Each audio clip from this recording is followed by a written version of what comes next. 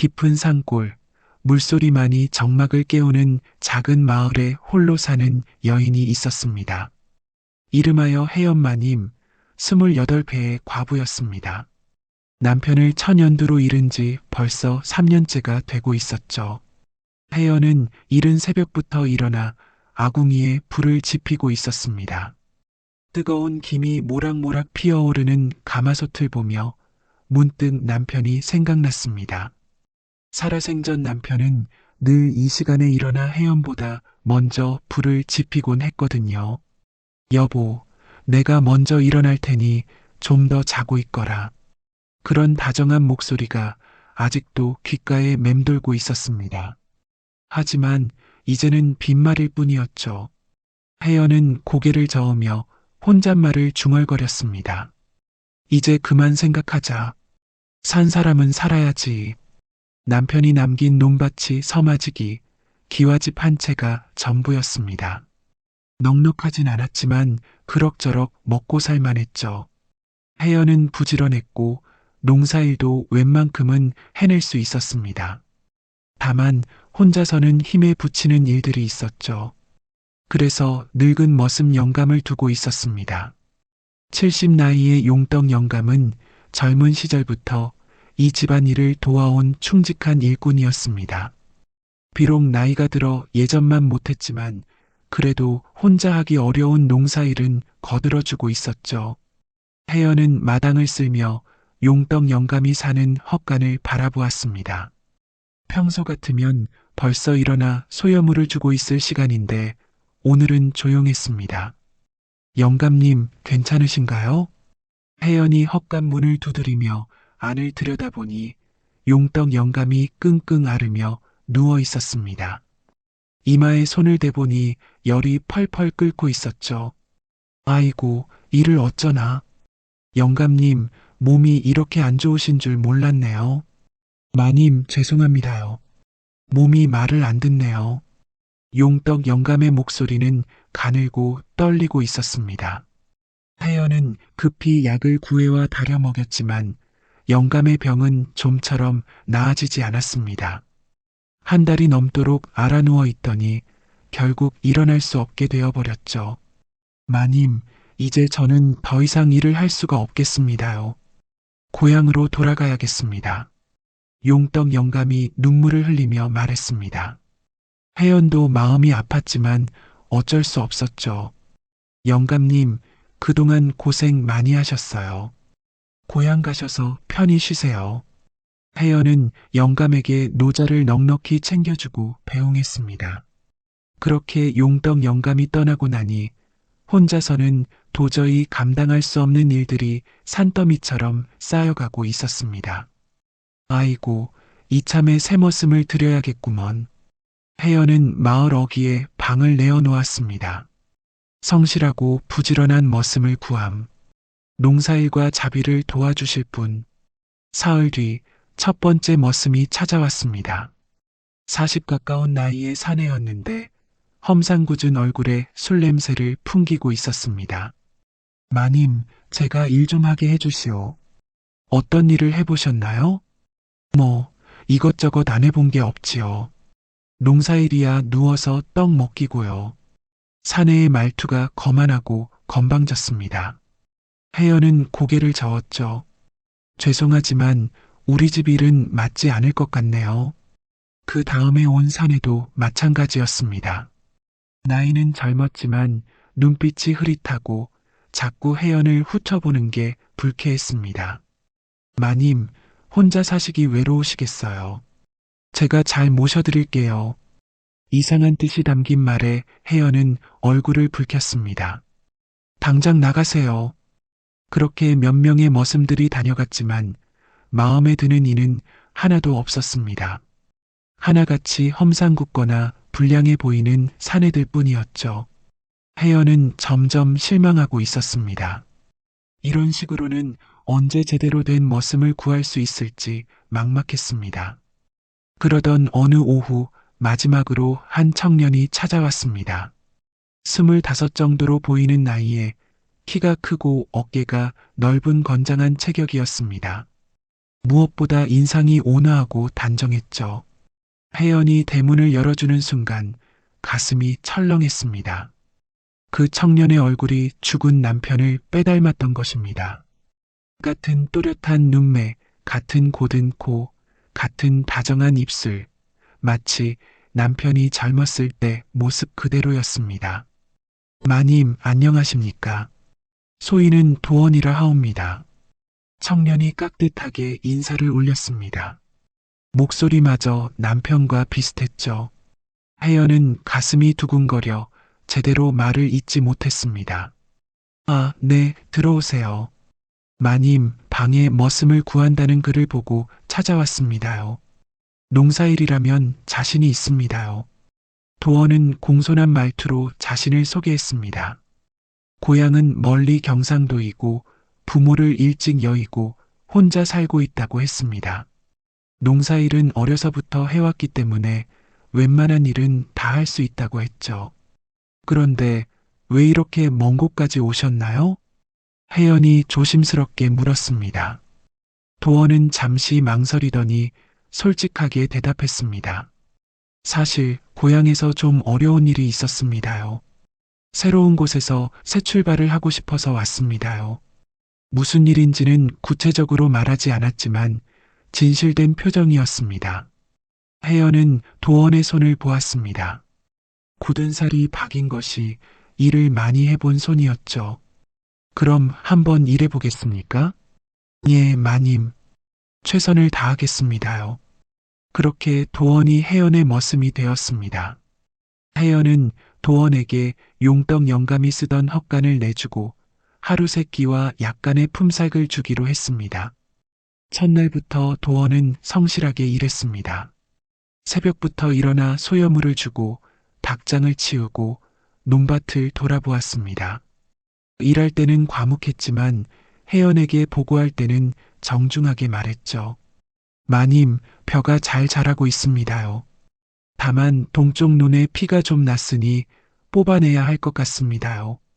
콩밭에 벌레가 조금 보입니다요. 약을 치는 게 좋겠습니다요. 도원은 농사일을 정말 잘 아는 것 같았습니다. 혜연이 미처 생각하지 못한 것들까지 세심하게 챙겨주었죠. 무엇보다 도원은 예의가 바랐습니다. 혜연을 항상 마님이라 부르며 존대했고 함부로 대하는 법이 없었습니다. 밥을 먹을 때도 혜연이 먼저 들기를 기다렸고 말을 걸어야만 대답했죠. 일주일이 지나자 혜연은 도원을 완전히 믿게 되었습니다. 이렇게 성실하고 착한 머슴을 만난 것이 다행이었죠. 하지만 한 가지 문제가 있었습니다. 도원을 볼 때마다 죽은 남편이 생각나는 것이었습니다. 특히 저녁 무렵 석양을 받고 서 있는 도원의 뒷모습을 보면 가슴이 저려왔습니다. 내가 이상한 건가? 혜연은 자신의 마음을 다잡으려 했습니다.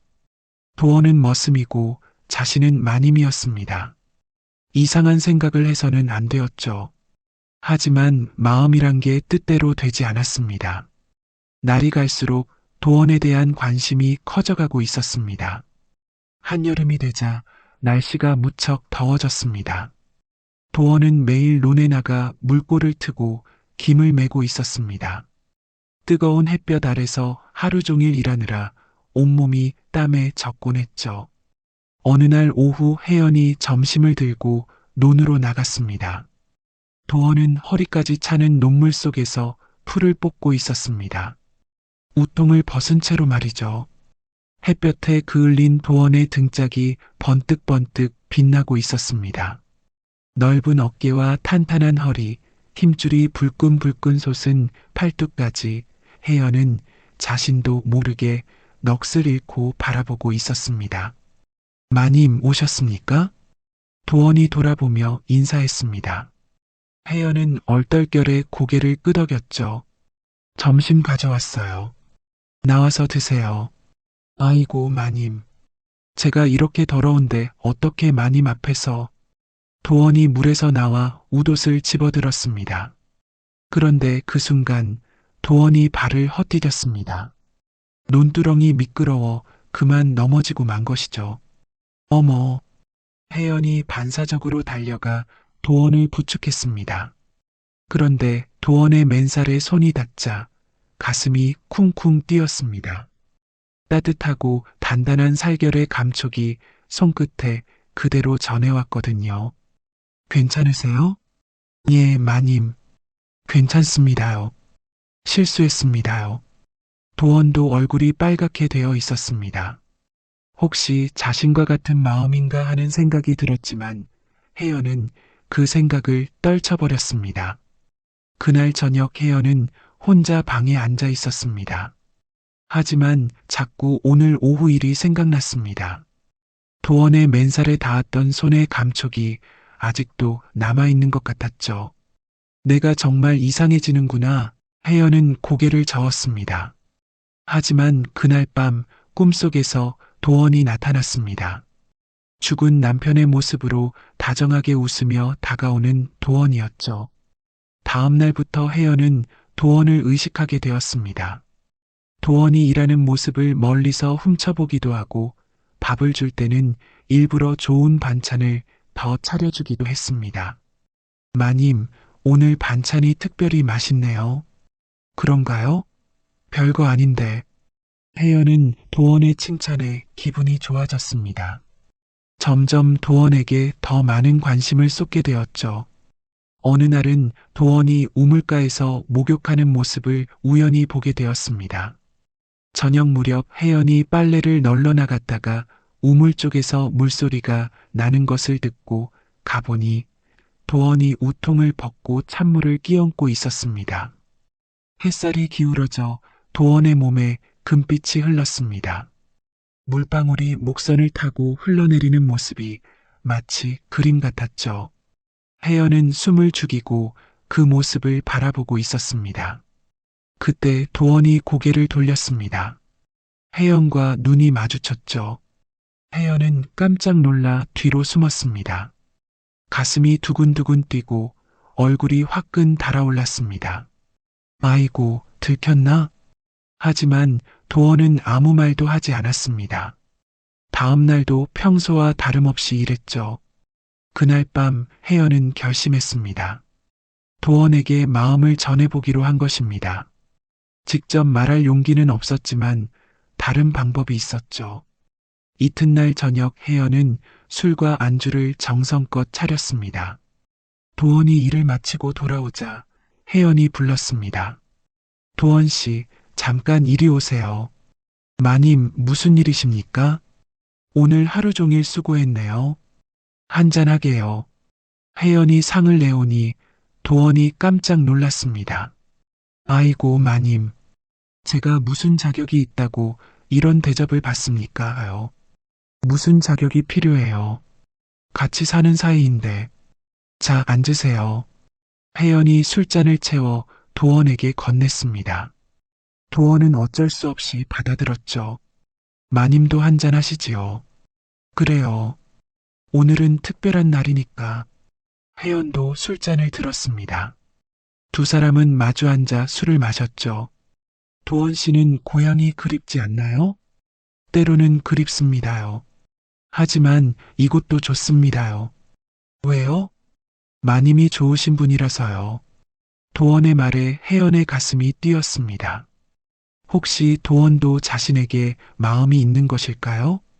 저도 도원 씨가 와서 좋아요. 혜연이 조심스럽게 말했습니다. 도원이 혜연을 바라보았죠. 두 사람의 눈이 마주쳤습니다. 하지만 그때 도원이 갑자기 비틀거렸습니다. 술에 약했던 모양입니다.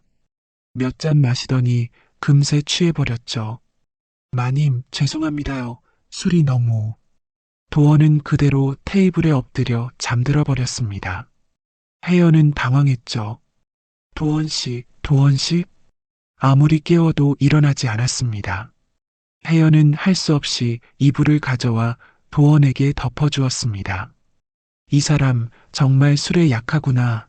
혜연은 씁쓸하게 웃었습니다. 용기를 내어 분위기를 만들었는데 상대방이 잠들어 버리니 허탈했습니다. 다음 날 아침 도원이 일어나 보니 이불이 덮여 있었습니다. 밤에 있었던 일이 어렴풋이 기억났죠. 마님, 어젯밤에 실례했습니다요. 술을 못 마시는데 너무 마셨나 봅니다요. 괜찮아요. 다음엔 조심하세요. 혜연은 담담하게 대답했지만 속으로는 아쉬웠습니다. 좋은 기회였는데 놓쳐버린 것 같았죠. 그날 저녁 혜연은 다시 도원을 불렀습니다. 이번에는 술을 빼고 말이죠. 도원 씨, 저녁 좀 같이 드실래요? 마님과 함께요? 네. 혼자 먹으니까 심심해서요. 혜연이 정성껏 차린 저녁상을 같이 받았습니다.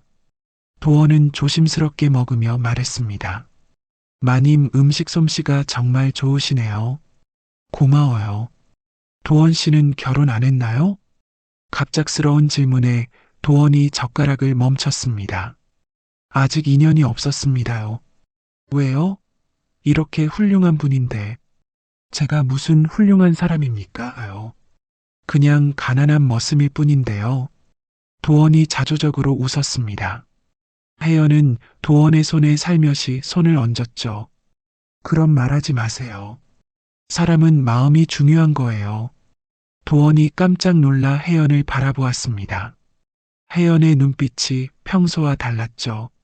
뭔가 간절한 마음이 담겨 있었습니다. 하지만 도원은 조용히 손을 빼며 일어났습니다. 마님, 맛있게 잘 먹었습니다요. 내일 일찍 일어나야 해서 먼저 들어가겠습니다요. 아, 네. 혜연은 실망했습니다. 또다시 기회를 놓친 것 같았죠. 그 다음 날도 혜연은 도원에게 관심을 표현해 봤습니다. 좋은 음식을 해주고 새옷감을 사다 주고 작은 선물을 건네기도 했죠. 하지만 도원은 정중하게 감사 인사만 할 뿐 그 이상의 반응은 보이지 않았습니다. 마치 일부러 선을 긋는 것 같았죠. 이 사람 왜 이리 둔한가? 혜연은 혼잣말로 중얼거렸습니다. 자신의 마음을 알아주길 바랐지만 도원은 여전히 머슴의 예의만 지킬 뿐이었습니다. 사실 도원도 혜연의 마음을 모르는 건 아니었습니다. 하지만 자신의 처지를 생각하면 감히 엄두를 낼 수 없었죠. 자신에게는 혜연이 모르는 비밀이 있었기 때문입니다. 그렇게 어정쩡한 관계가 한 달가량 계속되었습니다. 혜연은 점점 조급해지고 있었고 도원은 조심스러워하고 있었죠. 그런데 어느 날 뜻밖의 사건이 일어났습니다. 어느 날 오후 혜연이 마당에서 빨래를 널이고 있을 때였습니다. 갑자기 대문이 쾅 하고 열리더니 험상궂은 사내들 서너 명이 들이닥쳤습니다. 누구시죠? 무슨 일로? 혜연이 놀라 물어보니 그중 한 명이 큰 소리로 말했습니다. 우리는 청풍산 호걸들이다. 이 땅의 문서를 가져왔나? 무슨 땅 문서요? 이 일대 논밭 말이야. 우리 두목님이 사셨거든. 사내들이 억지를 부리고 있었습니다. 혜연은 어리둥절했죠. 무슨 소리예요? 이 땅은 우리 것인데요. 증거를 보여달라고. 그때 사내들의 우두머리로 보이는 자가 앞으로 나왔습니다. 삐뚤어진 수염에 음험한 눈빛을 한 사내였죠. 나는 청풍산의 둘째 우연이다. 이 땅은 이미 우리 두목님께서 정당하게 사신 거야. 우연이라는 사내가 비릿한 웃음을 지으며 종이 한 장을 내밀었습니다. 그런데 그 종이에는 혜연의 남편 이름과 도장이 찍혀 있었습니다. 이게 무슨... 자네 남편이 빚을 지고 이 땅을 담보로 잡혔다가 갚지 못해서 우리가 가져간 거야. 거짓말이에요. 우리 남편은 그런 빚을 진 적이 없어요. 혜연이 소리쳤습니다. 하지만 우연은 비웃을 뿐이었죠. 증거가 여기 있는데 뭘 더 바라나? 어서 나가지 못할까? 사내들이 혜연을 밀치려 했습니다. 그때 도원이 나타났습니다. 무슨 일입니까? 도원이 다가오자 우연의 표정이 바뀌었습니다. 놀라는 기색이었죠.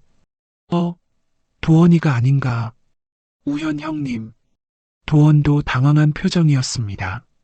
혜연은 두 사람의 반응을 보고 깜짝 놀랐죠. 서로 아는 사이예요? 하하, 그럼. 이 도원이는 우리와 함께 일하던 동료야. 우연히 큰 소리로 웃었습니다. 혜연의 얼굴이 하얗게 변했죠. 도원 씨, 그게 사실인가요? 도원은 대답하지 못했습니다. 우연히 계속 말했죠. 도원아, 잘했다. 여기서 눈치 보고 있었구나. 덕분에 일이 쉬워졌어. 형님, 그게 아니라. 뭐가 아니야? 너 여기서 머슴 노릇하면서 이 집 사정 다 알아본 거 아니야? 우연의 말에 혜연은 충격을 받았습니다. 도원이 자신을 속였다는 생각이 들었죠. 마님, 제 말 좀 들어보세요. 사정이 있어서. 그만해요. 혜연이 소리쳤습니다. 배신감이 가슴을 찌르고 있었습니다. 당장 내 집에서 나가세요. 마님. 도원이 애타게 불렀지만 혜연은 돌아보지 않았습니다. 우연은 만족스럽게 웃었죠. 자, 이제 이 집은 우리 것이니까 어서 나가거라. 문서가 가짜라고요. 우리 남편은 그런 빚을 진 적이 없어요. 가짜라는 증거라도 있나? 관아에 가서 확인해봐도 좋고. 우연히 비웃었습니다. 혜연은 분노로 떨리는 목소리로 말했습니다. 좋아요. 관아에 가서 따져보겠어요. 혜연은 급히 집 안으로 들어가 중요한 물건들을 챙겼습니다. 그리고 관아로 향했죠. 도원은 그런 혜연을 바라보며 주먹을 꽉 쥐었습니다. 하지만 지금은 어쩔 수 없었습니다. 우연과 다른 사내들이 지켜보고 있었거든요. 도원아, 이제 그만 가자. 할 일은 다 끝났어. 우연히 도원의 어깨를 두드렸습니다. 도원은 마음이 찢어지는 듯 했지만 따를 수밖에 없었죠. 마을 사람들은 이 광경을 멀리서 지켜보며 수군거렸습니다. 저 도원이란 자가 왈패들과 한통속이었구나. 가엾은 혜연 마님을 속였네. 역시 모르는 사람은 믿으면 안 되는 거야. 그렇게 혜연에 대한 소문이 마을에 퍼지기 시작했습니다. 혜연은 관아로 달려갔습니다. 사또에게 억울함을 호소하려는 것이었죠. 사또님, 억울합니다. 제 땅을 도둑들이 빼앗아 갔어요. 하지만 사또 박진사는 차가운 표정으로 혜연을 바라보았습니다. 문서를 보자. 혜연이 자신의 땅 문서를 내밀었습니다. 사또는 잠시 살펴보더니 고개를 저었죠. 이 문서는 무효야. 내 남편이 빚을 지고 이미 다른 사람에게 넘긴 땅이거든. 그럴 리가 없어요. 우리 남편은 그런 빚을 진 적이 없다고요. 증거는? 증인은? 사또가 냉정하게 물었습니다. 혜연은 할 말이 없었죠. 남편이 죽은 지 3년이나 되었는데 그때 이를 증명할 방법이 없었습니다. 여보시오, 법은 문서를 따르는 거야. 여기 확실한 문서가 있는데 무슨 소용인가. 사또가 우연히 가져온 문서를 흔들어 보였습니다. 분명히 가짜였지만 겉보기에는 진짜 같았죠. 사또님, 그 문서가 가짜예요. 제발 자세히 살펴보세요. 가짜라고? 근거도 없이 함부로 말하는 거야? 사또의 목소리가 차가워졌습니다. 혜연은 무릎을 꿇고 애원했죠. 사또님, 제발 도와주세요. 저에게는 그 땅이 전부예요. 하지만 사또는 들은 척도 하지 않았습니다. 오히려 짜증스럽다는 표정이었죠. 사실 사또 박진사는 이미 우연의 두목과 한통속이었습니다. 뒷돈을 받고 이런 일을 묵인해 주기로 한 것이었죠. 그만 가거라. 더 소란 피우면 곤란할 것이야. 사또님, 혜연이 더 애원하려 했지만 관아 졸개들이 달려들어 혜연을 끌어냈습니다. 나가시오. 관아에서 소란 피우지 마시오. 혜연은 관아 앞에서 쫓겨났습니다. 막막했죠. 어디에 호소할 곳도 없고 도와줄 사람도 없었습니다. 그날 오후 우연과 그 패거리들이 다시 혜연의 집으로 찾아왔습니다. 자, 이제 관아에서도 확인했을 테니 어서 나가거라. 사또가 편파적으로 판단한 거예요. 편파적이든 뭐든 법은 법이야. 어서 나가지 못할까? 우연히 손짓하자 부하들이 혜연의 짐을 밖으로 내던졌습니다. 그릇이 깨지고 옷가지가 흩어졌죠. 이자들아, 남의 물건을 함부로. 혜연이 막으려 했지만 사내 중 하나가 혜연을 거칠게 밀쳤습니다. 혜연은 그만 넘어져 머리를 다쳤죠. 아, 피가 흘렀습니다. 마을 사람들이 모여들었지만 아무도 나서지 않았습니다. 왈패들이 무서웠거든요. 가엾긴 하지만 어쩔 수 없지. 왈패들과 맞서봤자 우리만 다치는 일이야. 사람들은 멀리서 안타까워할 뿐이었습니다. 혜연은 피를 닦으며 마지막으로 애원했습니다. 제발 하루만 더 시간을 주세요. 다른 방법을 찾아볼게요. 안 돼. 당장 나가. 우연히 발길질을 했습니다. 혜연은 그대로 쓰러졌죠. 으악. 혜연의 비명소리가 마을에 울려 퍼졌습니다. 하지만 아무도 도와주지 않았죠. 결국 혜연은 집과 땅을 모두 빼앗기고 몸 하나만 겨우 건진 채 거리로 내쫓겼습니다. 그날 밤 비가 내리기 시작했습니다. 혜연은 처마 밑에서 떨며 밤을 보내야 했죠. 온몸이 아프고 마음은 더욱 아팠습니다. 이제 어떻게 살지 절망감이 밀려왔습니다. 돈도 없고 갈 곳도 없었습니다. 무엇보다 도원에게 속았다는 배신감이 가장 컸죠. 그 사람도 왈패였구나. 나를 이용한 거였어. 혜연은 눈물을 흘렸습니다. 처음으로 느낀 사랑이었는데 그것마저 거짓이었다니. 비는 점점 더 세게 내렸습니다. 혜연은 젖은 몸을 떨며 길 한복판에 쪼그리고 앉아 있었죠. 그때였습니다. 누군가의 발걸음 소리가 들렸습니다. 혜연이 고개를 들어보니 도원이 우산을 들고 다가오고 있었습니다. 마님, 도원의 목소리는 떨리고 있었습니다. 혜연은 고개를 돌렸죠. 가세요. 보기 싫어요. 마님, 제 말 좀 들어보세요. 도원이 무릎을 꿇고 혜연 앞에 앉았습니다. 속인 건 맞습니다. 하지만 배신한 적은 없습니다. 무슨 소리예요? 저는 원래 왈패가 맞습니다. 하지만 마님을 만나고 달라졌어요. 도원이 진실을 털어놓기 시작했습니다. 처음에는 정말 이 집 사정을 알아보려고 온 게 맞습니다. 하지만 마님을 보고 마님과 함께 지내면서 마음이 바뀌었어요. 거짓말이에요. 아닙니다. 저는 정말 마님을 사랑하게 되었어요. 도원의 고백에 혜연은 가슴이 뛰었습니다. 하지만 여전히 믿을 수 없었죠. 그럼 왜 그때 막지 않았어요? 왜 그자들과 함께 갔어요? 그때는 어쩔 수 없었습니다. 제가 막았다면 마님만 더 위험해졌을 거예요. 도원이 애타게 설명했습니다. 하지만 이제부턴 다릅니다. 제가 마님을 지켜드리겠습니다. 마님의 것을 되찾아드리겠습니다. 어떻게요? 방법이 있습니다. 저는 그들의 약점을 알고 있어요. 도원의 눈빛이 결연했습니다. 혜연은 도원을 바라보며 고민했죠. 믿어도 되는 걸까요? 정말 날 배신하지 않을 거예요? 목숨을 걸고 약속드립니다. 도원이 혜연의 손을 꼭 잡았습니다. 따뜻한 손길이었죠.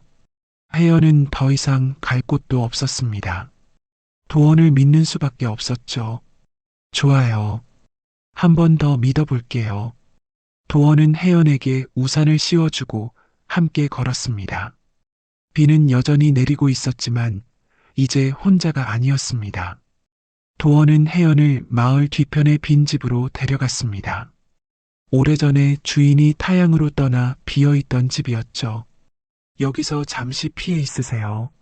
제가 계획을 세우겠습니다. 무슨 계획인데요? 혜연이 궁금해했지만 도원은 구체적으로 말하지 않았습니다. 조금만 기다려주세요. 며칠 안에 마님의 모든 것을 되찾아드리겠습니다. 다음 날부터 도원은 행동에 나섰습니다. 먼저 사또의 약점을 찾아야 했죠. 도원은 관아 근처를 맴돌며 정보를 수집했습니다. 사또의 하인들과 친해져서 이런저런 얘기를 들어보았죠. 우리 나리는 요즘 새로 들여온 기생 때문에 푹 빠져 계셔. 맞아. 꽃분이라는 계집의 말이지. 그 계집을 위해 별장까지 지어주셨다며? 돈이 얼마나 들어갔는지 몰라. 그래서 요즘 자꾸 뒷돈을 받으시나 봐. 도원은 이 대화를 듣고 계획을 세웠습니다. 사또의 비리를 폭로하는 것이었죠. 며칠 동안 도원은 사또의 집 주변을 정찰했습니다. 언제 사또가 나가고 언제 하인들이 잠드는지 어느 창문이 열려 있는지까지 세세히 파악했죠. 경비가 가장 허술한 시간은 새벽 2시쯤이군요. 도원은 혼잣말로 중얼거리며 침입 경로를 그려보았습니다. 뒷담을 넘어 안채로 들어가는 길이 가장 안전해 보였죠. 그날 밤 도원은 검은 옷을 입고 사또의 집으로 향했습니다. 달이 구름에 가려져 어둠이 짙었습니다. 완벽한 잠입 날씨였죠. 담장 아래에서 잠시 숨을 고르고 도원은 몸을 날려 담을 넘었습니다. 발소리를 죽이며 조심스럽게 마당을 가로질렀죠. 끙끙. 어디선가 코 고는 소리가 들렸습니다. 문지기가 졸고 있는 모양이었죠. 도원은 안심하고 안채로 다가갔습니다. 사또의 서재 창문이 살짝 열려 있었습니다. 도원은 몸을 비틀어 조심스럽게 창문으로 들어갔죠. 서재 안은 적막했습니다. 달빛이 희미하게 들어와 책장과 책상이 보였죠. 도원은 촛불을 켜지 않고 손끝으로 더듬어가며 서류들을 뒤졌습니다. 이건 뭐지? 첫 번째 서랍에서 이상한 장부가 나왔습니다. 별전 수입이라고 적혀 있었죠. 열어보니 온갖 뇌물 목록이 빼곡히 적혀 있었습니다. 청풍산 우두목 은백량 김부자논 5마지기값 박상인 무명 100필. 도원은 눈을 크게 뜨고 장부를 읽어 내려갔습니다. 사또가 얼마나 많은 뇌물을 받았는지 낱낱이 기록되어 있었죠. 두 번째 서랍에서는 가짜 문서들이 나왔습니다. 혜연의 남편이 빚을 졌다는 문서도 있었고 다른 사람들의 토지를 빼앗기 위해 만든 위조 문서들도 있었죠. 이 악한 놈이 이렇게 많은 사람을 속였구나. 도원은 분노를 느꼈습니다. 하지만 아직 끝이 아니었죠. 세 번째 서랍에서 가장 중요한 것을 발견했습니다. 바로 사또의 가보인 금관이었죠. 조상 때부터 내려온 것이라며 사또가 목숨보다 아끼는 물건이었습니다. 금관은 정교하게 만들어진 아름다운 물건이었습니다. 달빛에 은은하게 빛나고 있었죠. 도원은 조심스럽게 금관을 들어 올렸습니다. 그런데 그때 밖에서 발걸음 소리가 들렸습니다. 누가 오는군. 도원은 재빨리 서류와 금관을 품에 숨기고 창문 쪽으로 몸을 숨겼습니다. 사또가 밤중에 서재로 오는 모양이었죠. 이상하네. 창문이 열려 있나? 사또의 목소리가 들렸습니다. 도원은 숨을 죽이고 기다렸죠. 다행히 사또는 대충 둘러보고는 다시 나갔습니다. 술에 취해 있어서 자세히 살펴보지 않은 것 같았죠. 도원은 한참을 더 기다린 뒤 조심스럽게 창문으로 나왔습니다. 그리고 왔던 길로 담을 넘어 무사히 빠져나왔죠. 휴, 위험했다.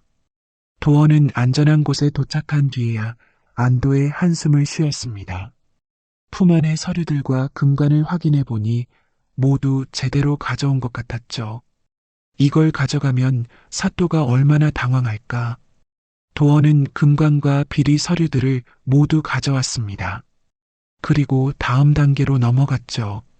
이틀 뒤 도원은 우연을 만났습니다. 청풍산의 아지트에서였죠. 아지트는 깊은 산속 동굴이었습니다. 왈패들이 10여 명 모여 있었는데 모두 험악한 얼굴들이었죠. 도원이 들어가자 시끄럽게 떠들던 소리가 잠시 멈췄습니다. 도원아, 어디 갔었나? 며칠째 안 보이더라. 우연히 술잔을 기울이며 말했습니다. 다른 부하들도 도원을 바라보고 있었죠. 형님, 중요한 얘기가 있어서 왔습니다. 도원이 진지한 표정으로 말했습니다. 평소와 다른 분위기에 우연도 술잔을 내려놓았죠. 뭔데? 그렇게 심각하게. 여기서 말하기엔 둘이서 따로 얘기할까요? 도원이 주변을 둘러보며 말했습니다. 우연은 눈썹을 찌푸렸죠. 그렇게 중대한 일인가? 좋다, 따라와. 우연은 도원을 이끌고 동굴 안쪽으로 들어갔습니다. 다른 부하들이 못 듣는 곳이었죠. 자, 이제 말해봐. 형님, 사또가 우리를 배신하려고 합니다. 뭐라고? 우연히 깜짝 놀라 눈을 크게 뜨며 몸을 앞으로 기울였습니다. 도원은 침착하게 미리 준비한 가짜 서류를 내밀었죠. 이걸 보세요. 사또가 관찰사에게 몰래 보낸 밀서입니다. 서류에는 우연 일당을 잡아 공을 세우겠다는 내용이 정교하게 적혀 있었습니다. 사또의 글씨체를 흉내내어 도원이 밤새 조작한 것이었죠. 우연히 서류를 받아 읽어내려가자 얼굴이 점점 붉어졌습니다. 이게 정말인가? 제가 직접 사또 집에서 가져온 겁니다. 원래는 형님께 알리지 말고 혼자 처리하려 했는데 너무 큰 일이라서요. 도원이 진실한 표정으로 말했습니다. 우연은 주먹을 불끈 쥐었죠. 이 배신자 같은 놈이 우리가 그놈한테 얼마나 많은 돈을 갖다 바쳤는데. 그래서 말인데요, 형님. 우리가 먼저 손을 써야 할 것 같습니다. 어떻게 말이야? 우연히 다급하게 물었습니다. 도원은 마치 방금 생각해낸 것처럼 말했죠. 사또의 비리를 관찰사에게 고발하는 겁니다. 그러면 사또가 먼저 망하겠죠. 비리라고? 형님도 아시잖습니까? 사또가 얼마나 더러운 짓을 많이 했는지. 도원이 진짜 비리 서류들을 꺼내 보였습니다. 뇌물 목록과 가짜 문서들이 가득했죠. 우연히 서류들을 하나씩 들여다보자 눈이 번쩍 뜨였습니다. 오호, 이런 게 다 있었구나. 특히 이 뇌물 장부는 완전히 결정적이네. 이걸 관찰사에게 보내면 사또는 완전히 끝장입니다. 파직은 물론이고 유배까지 갈 거예요. 그럼 우리를 배신하려던 계획도 물거품이 되겠군. 우연히 무릎을 쳤습니다. 하지만 잠시 생각하더니 의심스러운 표정을 지었죠. 그런데 도원아, 내가 어떻게 이런 걸 다 구했지? 사또 집에 들어가는 건 쉬운 일이 아닌데. 도원은 이런 질문을 예상하고 있었습니다. 사실은 사또 집 하인 중에 아는 놈이 하나 있어요. 그놈이 사또한테 원한이 있어서 도와준 겁니다. 아, 그런 일이 있었구나. 우연히 고개를 끄덕였습니다. 의심이 풀린 것 같았죠. 형님, 결정하세요.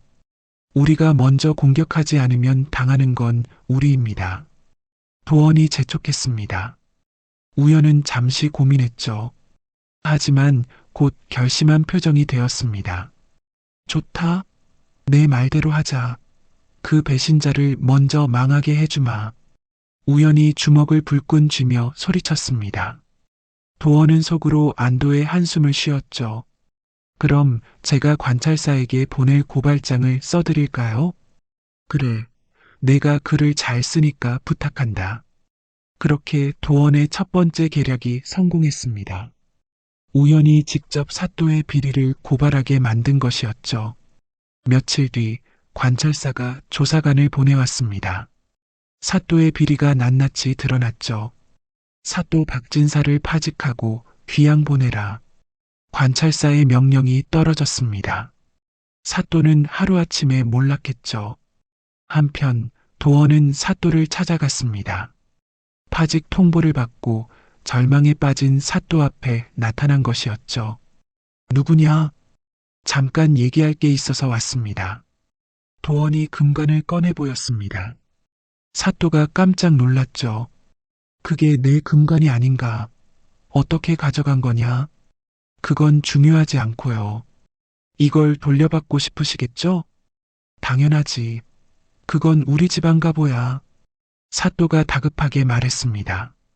도원은 차분하게 조건을 제시했죠. 그럼 거래를 하시죠. 무슨 거래? 폐연 마님의 땅 문서를 진짜로 되돌려 주세요. 그러면 이 금관을 돌려드리겠습니다. 그게 사또가 망설였습니다. 하지만 금관이 너무 소중했죠. 좋다. 그렇게 하자. 사또는 급히 관인을 찍어 혜연의 땅 문서를 정식으로 복원해 주었습니다. 도원은 약속대로 금관을 돌려주었죠. 그렇게 도원의 두 번째 계략도 성공했습니다. 이제 마지막 단계만 남았습니다. 우연 일당을 처리하는 것이었죠. 도원은 우연에게 갔습니다. 형님, 사또가 파직됐다니 잘 됐네요. 그러게 말이야. 내 덕분이다. 우연히 기뻐했습니다. 도원은 속으로 쓴웃음을 지었죠. 그런데 형님, 이제 위험할 것 같은데요. 왜? 새로 부임할 사또가 우리를 수상히 여길 겁니다. 잠시 어디 피해 있는 게 좋겠어요. 그런가? 선앙당 깊숙한 곳에 좋은 은신처가 있어요. 거기서 며칠 숨어 있으면 될 겁니다. 도원이 제안했습니다. 우연은 고민하더니 고개를 끄덕였죠. 그런 곳이 있나? 안전한가? 네, 제가 예전에 발견한 곳인데 아무도 모르는 은밀한 동굴입니다. 물도 있고 먹을 것도 저장해 둘 수 있어요. 좋다. 내가 안내해라.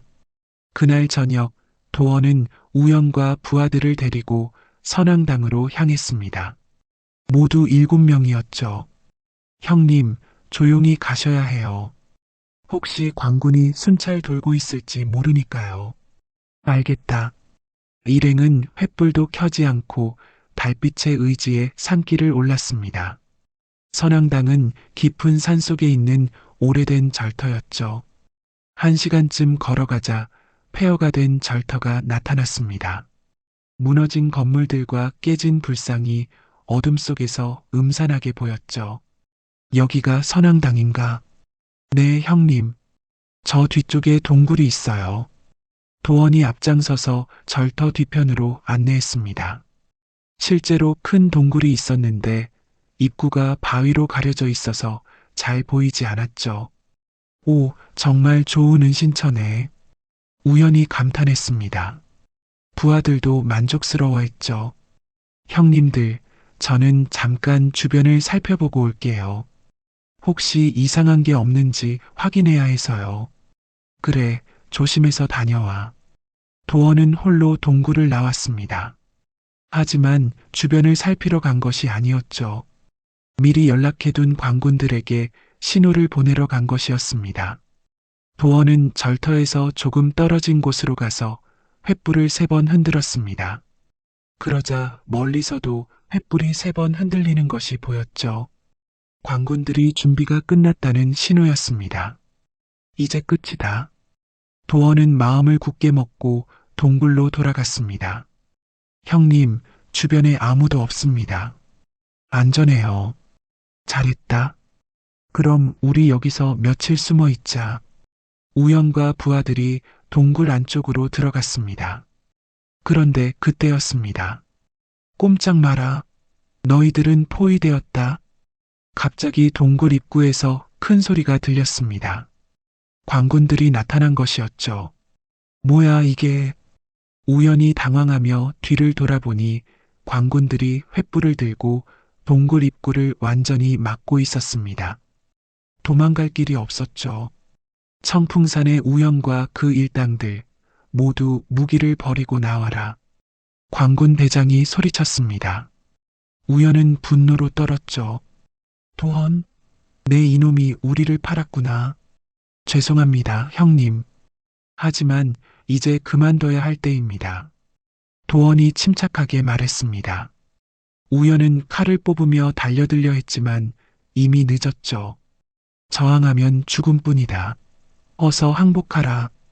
관군들이 창을 들이대며 위협했습니다. 우연의 부하들은 겁에 질려 칼을 떨어뜨렸죠. 형님, 더 이상 버티지 마세요. 이미 끝났어요.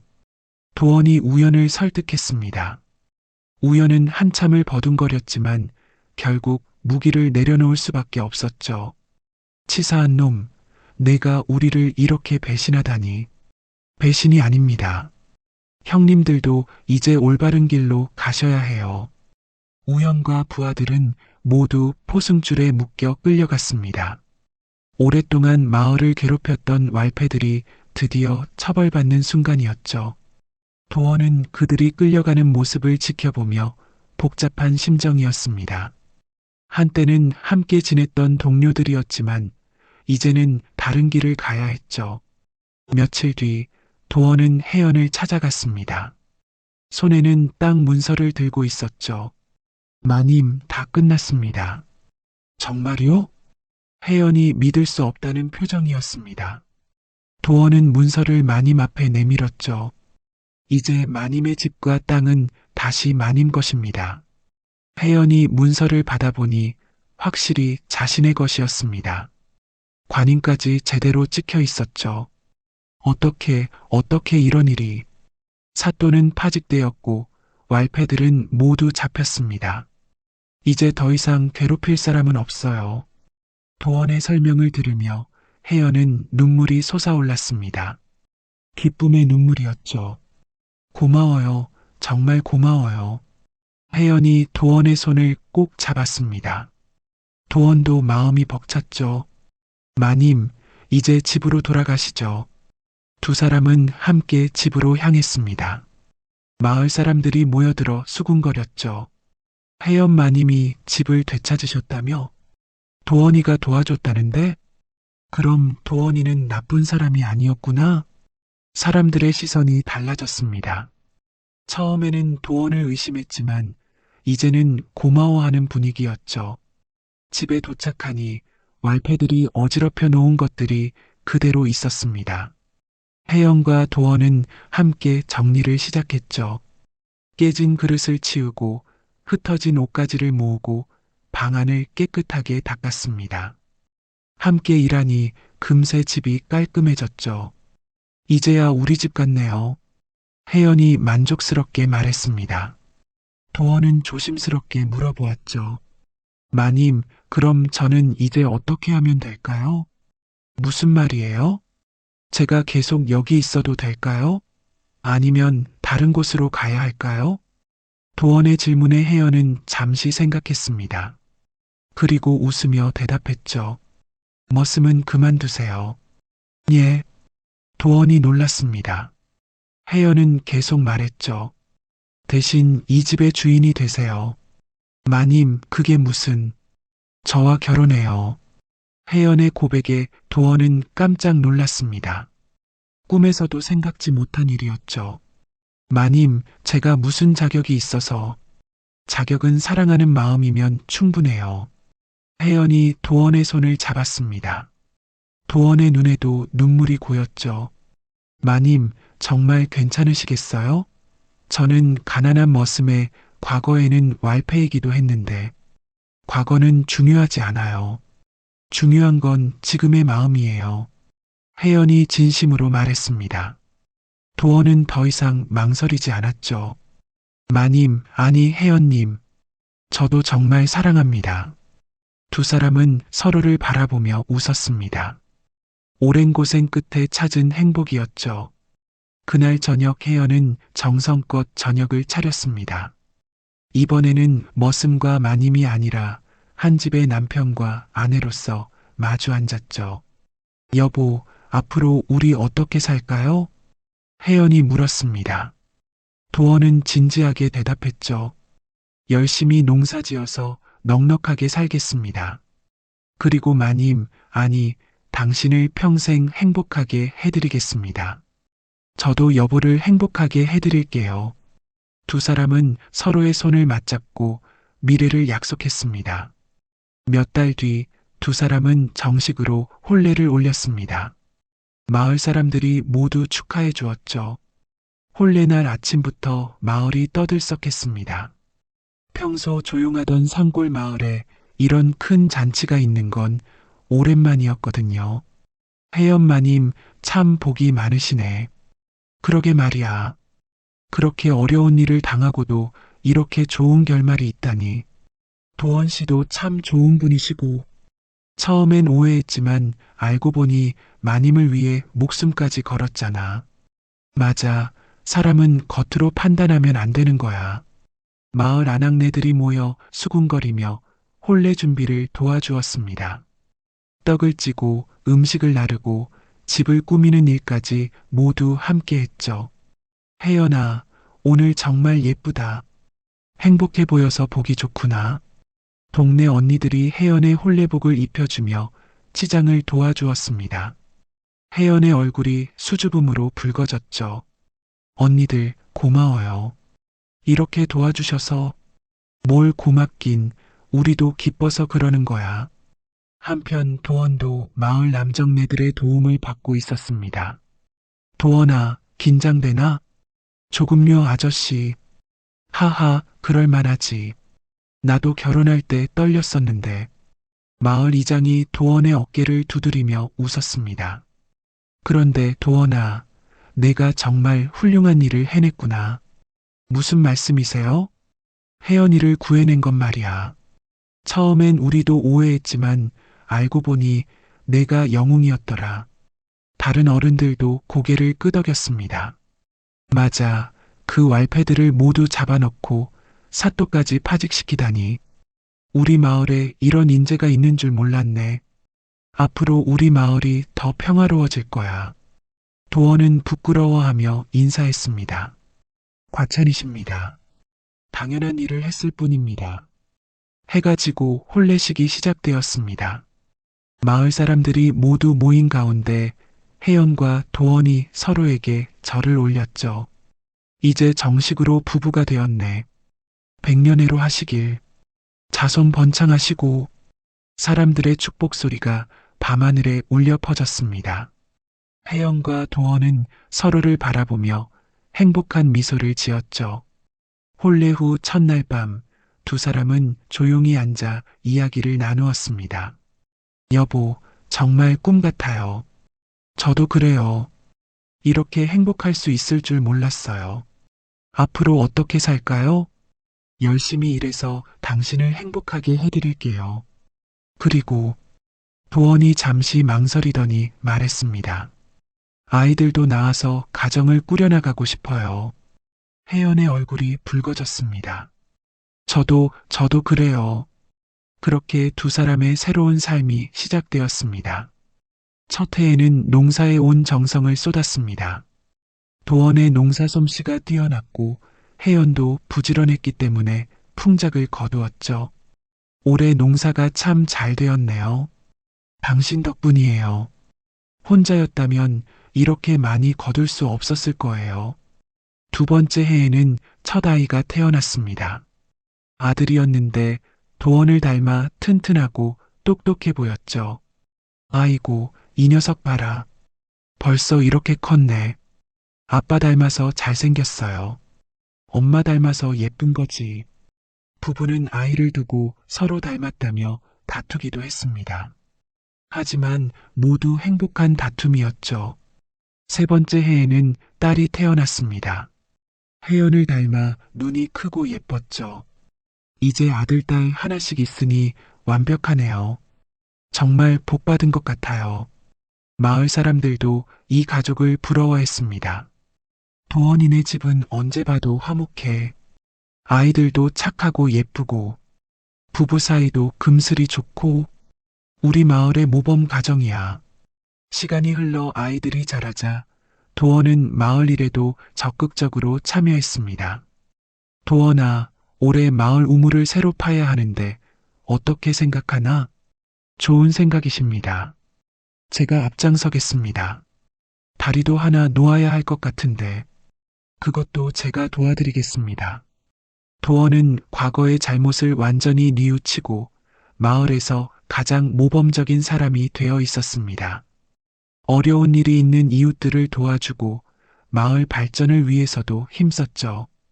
혜연도 마을 아낙네들의 리더 역할을 했습니다. 혜연아, 올해 김장은 어떻게 할까? 모두 함께 하면 좋겠어요. 우리 집 마당이 넓으니까 거기서 하시죠. 그래, 그게 좋겠다. 혜연의 집은 마을 사람들이 모이는 중심지가 되었습니다. 기쁜 일이 있을 때도 어려운 일이 있을 때도 모두 혜연의 집으로 모였죠. 어느 날 저녁 혜연과 도원은 마당에서 아이들과 놀아주고 있었습니다. 아빠, 옛날 얘기해 주세요. 아들이 조르자 도원은 웃으며 말했습니다. 좋아. 옛날에 아빠가 어떻게 엄마를 만났는지 얘기해 줄까? 네. 아이들이 눈을 반짝이며 모여들었습니다. 도원은 재미있게 이야기를 시작했죠. 옛날 옛적에 산골 마을에 예쁜 마님이 혼자 살고 있었단다. 혜연은 그런 도원과 아이들을 바라보며 미소 지었습니다. 이런 평범하고 소중한 일상이 가장 행복했죠. 어느 날 저녁 혜연과 도원은 마당에 앉아 별을 보고 있었습니다. 여보, 처음 만났을 때를 생각해 보니 참 신기해요. 왜요? 그때는 이렇게 될 줄 꿈에도 몰랐거든요. 혜연이 웃으며 말했습니다. 도원도 고개를 끄덕였죠. 저도 그래요. 만약 그때 마님을 못 만났다면 아직도 왈패짓을 하고 있었을 거예요. 운명이었나 봐요. 그런 것 같습니다. 힘든 일도 많았지만 그래서 더 소중한 것 같아요. 두 사람은 서로를 바라보며 미소 지었습니다. 별빛 아래 두 사람의 얼굴이 행복으로 빛나고 있었죠. 여보, 우리 평생 이렇게 행복하게 살까요? 물론이지요. 당신과 함께라면 어떤 일이 있어도 행복할 거예요. 도원이 혜연의 손을 꼭 잡았습니다. 혜연도 고개를 도원의 어깨에 기댔죠. 그렇게 두 사람은 평생을 행복하게 살았습니다. 마을 사람들은 오랫동안 이 이야기를 입에 올렸습니다. 참 기구한 인연이었지. 하지만 결국 잘 되지 않았나. 역시 나쁜 사람도 사랑을 만나면 착해지는 법이야. 혜연 마님도 참 복이 많으신 분이지. 이 이야기는 그렇게 마을의 아름다운 전설이 되어 후대까지 전해졌습니다. 사랑의 힘으로 사람이 변할 수 있다는 교훈과 함께 말이죠. 그리고 지금도 그 마을 어디선가 혜연과 도원의 후손들이 행복하게 살고 있을 것입니다. 조상들의 사랑 이야기를 가슴에 품고서 말이지요.